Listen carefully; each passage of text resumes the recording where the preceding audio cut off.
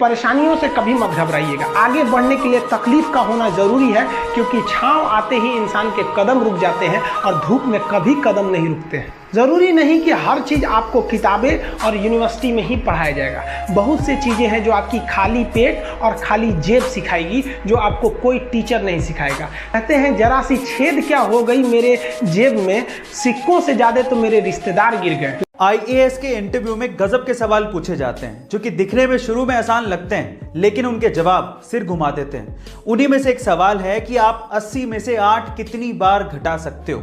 सवाल को ध्यान से सुनेगा।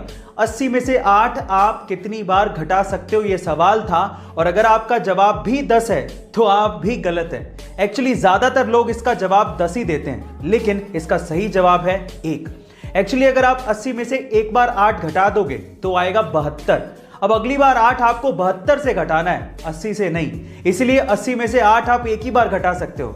मित्रों, यकीन मानिए, एक बात इन कवियों की उपस्थिति में कहना चाहता हूं, जो चीज हमारे पास है शायद उसके होने का एहसास हमारे पास नहीं है। मैं सिर्फ एहसास कराने के लिए आया हूं कि हमारे पास क्या है जो दुनिया के पास हो नहीं सकता। पूरी दुनिया के ग्लोब पे छोटे बड़े मिला के लगभग 183 देश हैं। छोटे बड़े कर लेंगे जो यूएन के सदस्य नहीं है तो 200-203 देश हैं।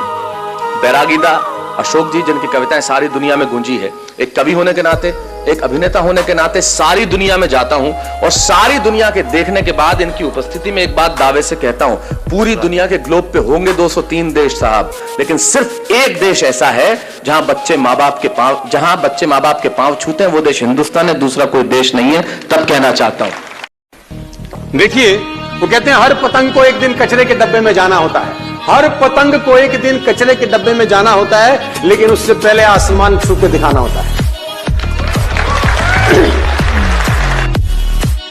हम लोग खुद जब अपनी स्टूडेंट लाइफ में थे तो हम लोग उसमें गुरुद्वारा में जाके खाना खाए थे। ये हालत था हम लोग का। इसीलिए हम भी अब कभी कभी जहाँ पे मतलब फ्री डोनेशन में नहीं, समाज सेवी लोग खाना खिला देते हैं, तो उतना घर से हम लोग कभी कुछ नहीं था तो वहाँ जाके खाना खा लेते थे। इसीलिए अब जब आदमी के पास है तो हम लोग भी थोड़ा अनाथ आश्रम या ऐसे चीज़ों पे हेल्प कर देता है। तो ऐसा नहीं है कि हम लोग भी बहुत बड़े घर से आए थे लोग, ऐसा नहीं है। तो गरीबी कोई बाधा नहीं उत्पन्न करती है। अगर जिंदगी में आप सफल होना चाहते हैं, अगर जिंदगी में आप सफल होना चाहते हैं, कभी किसी सफल व्यक्ति की निंदा ना करें। अगर आप जिंदगी में सक्सेसफुल होना चाहते हैं ना, तो कभी किसी सक्सेसफुल आदमी की निंदा मत करना। सक्सेसफुल आदमी की निंदा नहीं हो रही होती, निंदा सफलता की हो रही होती है, और वो सफलता देख रही होती है कि साला निंदनीय काम कर रहा है, इसके पास जाने का कोई अधिकार नहीं। कभी भी जीवन के अंदर सफल आदमी की निंदा मत करना। मेरी एक बात गांठ मान दीजिए आप। एक मरवाड़ी जो है वो एक शराब की दुकान पे गया, उसने शराब के दुकानदार से कहा कि देखो, अगर मैं अपनी आंख को अपनी दांत से काट लूं तो मुझको एक बोतल शराब दोगे?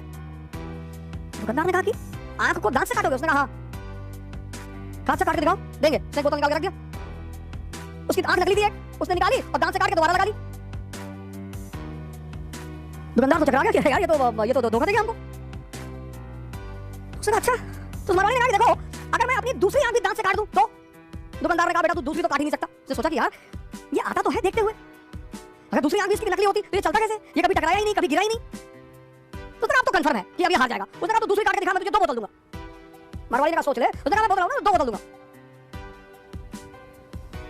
उसके दांत नकली थे, उसने नकली दांत निकाल के दूसरी आंख काट ली, दांत लगा लिए। पता है, ज्यादा गेम खेलने से पढ़ाई में मन नहीं लगता। आप पढ़ के देखना, आपको पढ़ने में बिल्कुल मन नहीं लगेगा। अगर आप बहुत ज्यादा ऑनलाइन गेमिंग खेलते हो, आप नोवेल वगैरह नहीं पढ़ सकते हो। 4 लाइन पढ़ते आपको नींद आने लगती है ना। आप गारंटी देता हूं, अगर आप कैरी मिनाटी की भी बात करोगे तो कैरी मिनाटी अगर बहुत ज्यादा गेम्स खेलता है तो डेफिनेटली वो कभी बुक्स तो नहीं पढ़ता होगा, क्योंकि आपका मन ही नहीं करता, दिमाग कॉन्सेंट्रेट ही नहीं करता चीजों पे।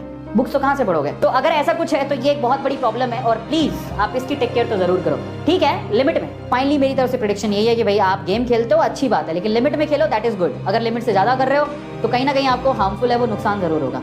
अनलेस अनटिल आप लोग उसी को अपना करियर बनाने की सोच रहे हो तो बात अलग है, लेकिन फिर भी इतना एक्सेस में तो ठीक नहीं है, ठीक है। जैसे कैरी मिनाटी है, उसने तो इसको अपना फ्यूचर ही बना लिया था, बाद में खैर वो अब शहंशाह बन चुके हैं, तो अब तो क्या ही बचा है।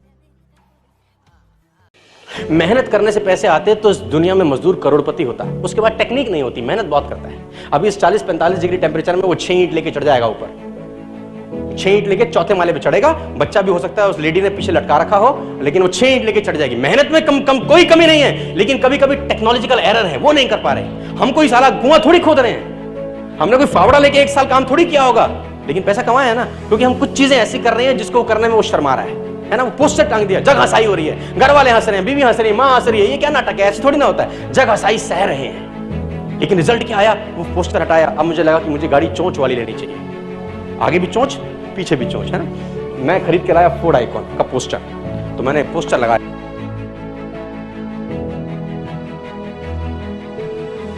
एक बहुत ज्ञानी थे, अपने ज्ञान पे घमंड भी था, सारी दुनिया का ज्ञान था। एक दिन नदी पार करने के लिए नाव में बैठ गए और नाव चलाने वाला बेचारा गरीब फटा पुराना लग रहा था। तो ज्ञानी ने बोला, अरे कभी कुतुब मीनार देखा है?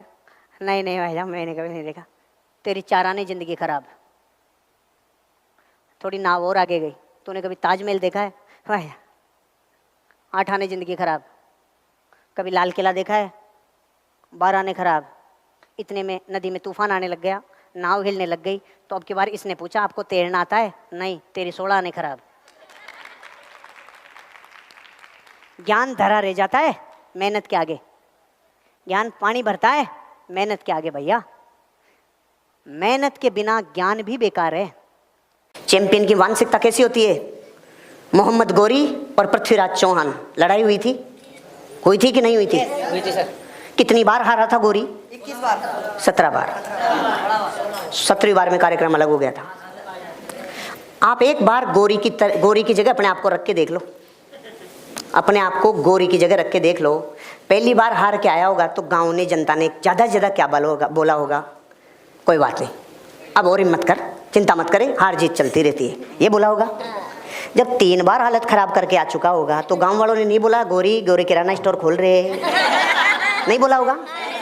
5 बार के बाद उसकी पत्नी ने नहीं बोला होगा, रे साले तेरे को यही काम बचा है, बच्चों को संभाल ले रहे, तेरे को होश नहीं है क्या रे, तेरा ध्यान किधर?